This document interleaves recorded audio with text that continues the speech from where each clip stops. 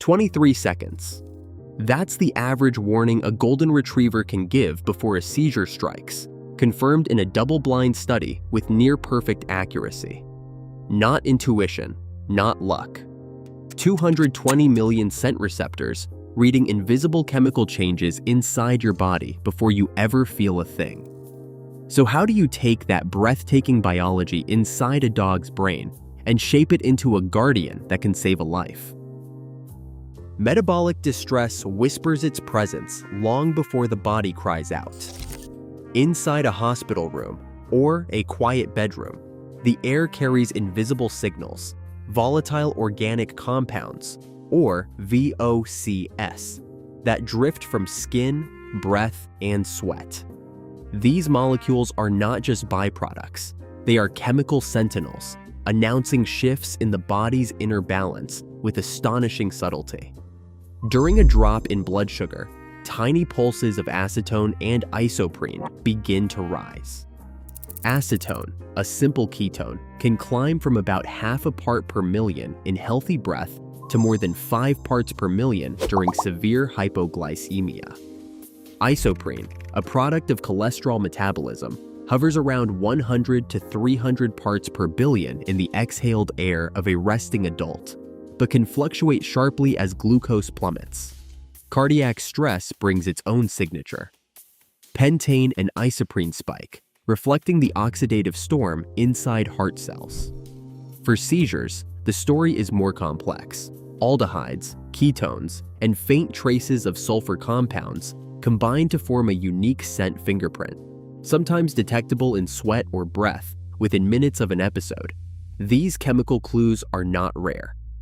They appear at concentrations as low as 10 parts per trillion, so faint that even the most advanced laboratory instruments, like gas chromatography ion mobility spectrometry, GCIMS, and gas chromatography mass spectrometry, GCMS, are pushed to their limits. GCIMS can resolve acetone and isoprene at sub-part per billion levels, capturing the moment when the body first tips out of balance.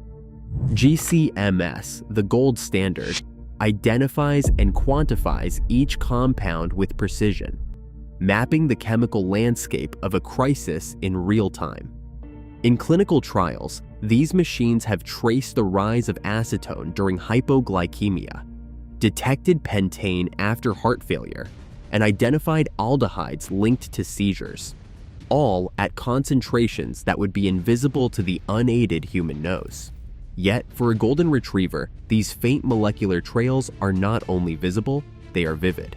Where a laboratory sees a spike on a screen, a dog perceives a story unfolding in the air. The threshold for canine detection rivals or exceeds the best machines. Trained retrievers can alert to VOCs at just 10 parts per trillion, a sensitivity that bridges the gap between silent metabolic change and the first human symptom. Every crisis leaves a chemical shadow, and in that shadow, a dog's nose finds its calling.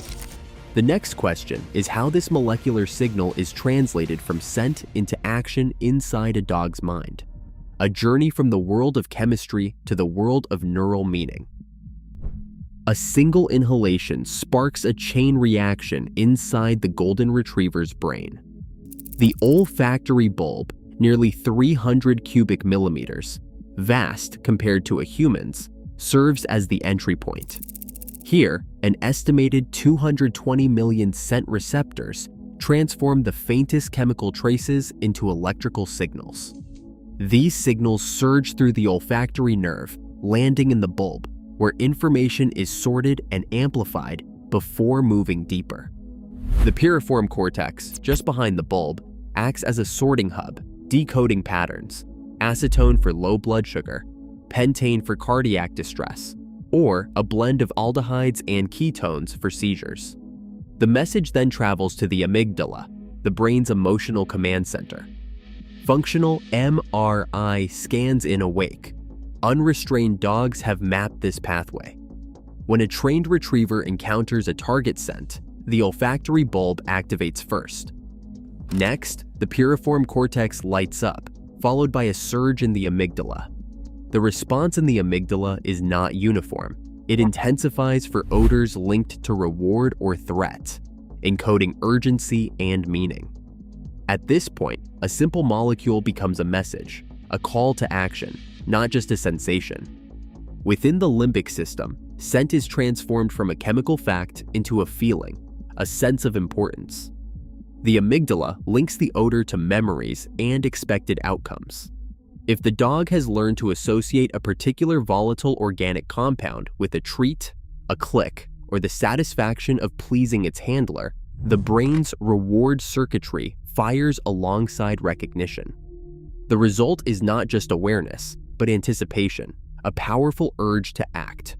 Researchers have observed this process in real time.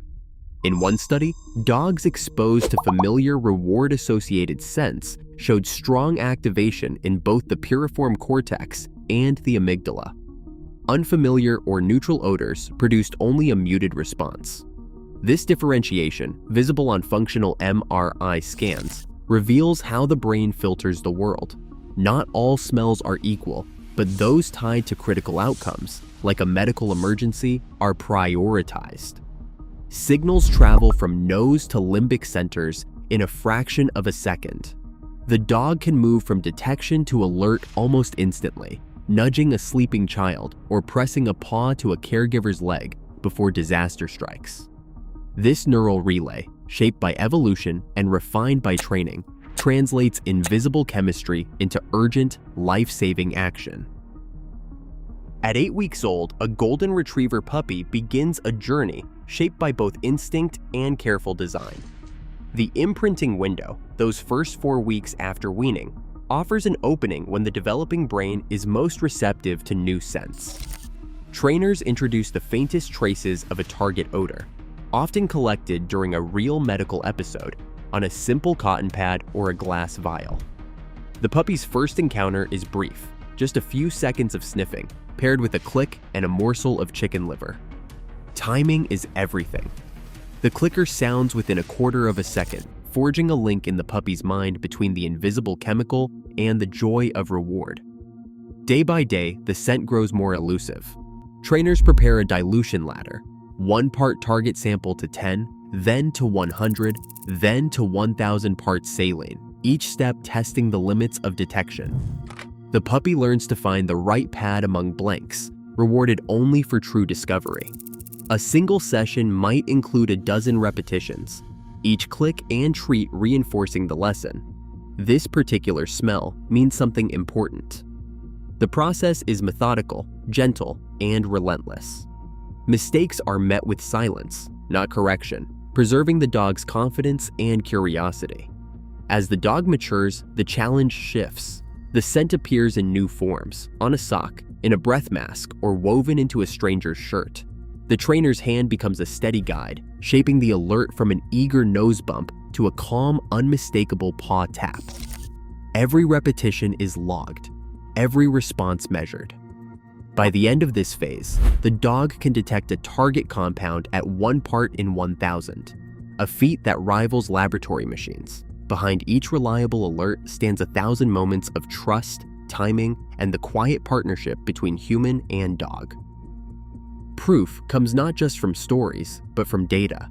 In a landmark study pairing trained golden retrievers with patients living with refractory epilepsy, researchers set out to answer a question that has hovered over the field for years. Could a dog truly sense a seizure before it begins? And could this be measured in the clinic? Each participant wore a portable EEG cap, capturing every electrical ripple in the brain. The dogs, trained for months to recognize the unique scent signature of an oncoming seizure, lived alongside their handlers. Over the course of the trial, 11 out of 12 dogs alerted their person before the EEG signaled the start of seizure activity. The average lead time was 23 seconds, enough for a caregiver to intervene, for a patient to lie down safely, for a family to brace for what was coming.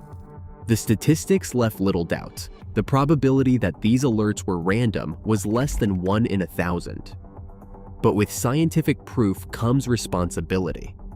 These dogs are not machines. They are sentient partners, and their welfare is woven into every protocol.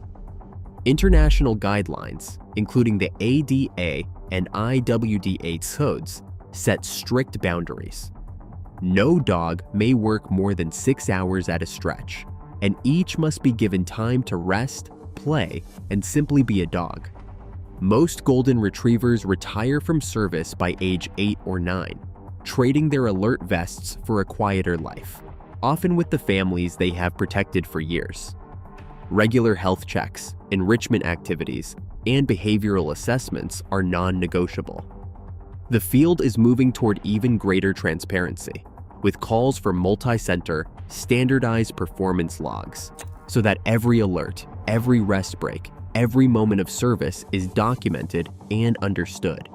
The science is powerful, but the story is only complete when it honors both the life-saving skill and the living, feeling creature behind it. As research advances, the challenge is clear: to deepen our understanding while holding fast to compassion, ensuring that every golden retriever who gives their vigilance and service also receives dignity, care, and the promise of a gentle retirement. Right now, across living rooms and hospital beds, a golden retriever listens for signals we can't hear. Science deciphers the chemistry, and the bond transforms lives. In a world obsessed with technology, sometimes hope arrives on 4 paws, nose pressed gently to your hand, heart tuned to every silent emergency. Thanks for watching.